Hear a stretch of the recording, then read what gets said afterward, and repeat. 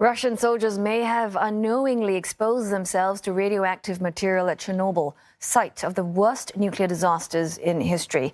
Local workers say Kremlin's troops could have inhaled clouds of radioactive dust when they seized the nuclear power plant in the early days of the invasion. And as it turns out, some were not even aware of the meltdown that happened back in 1986.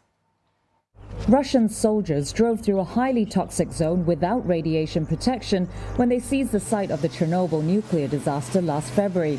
That's according to 2 Ukrainian workers on duty there at the time, who said they saw the Russians' armored vehicles kick up clouds of radioactive dust as they drove through the so-called Red Forest. It's the most radioactively contaminated area around Chernobyl and got its name when miles of pine trees turned red after absorbing radiation from the 1986 explosion. Balthasar Lindauer, the nuclear safety department head at the European Bank for Reconstruction and Development, called the Russian troops reckless. We have seen in the first few days a spike in radiation that is very likely due to the transport of heavy military equipment. So that gives you an indication that these troops do not know what they're doing and behaving recklessly. Lindauer said it was lucky they've done no further damage so far.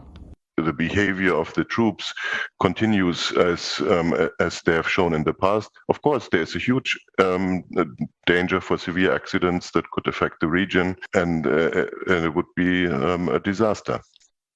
One of the Chernobyl workers told Reuters some of the soldiers now stationed there said they had never heard of the 1986 nuclear disaster.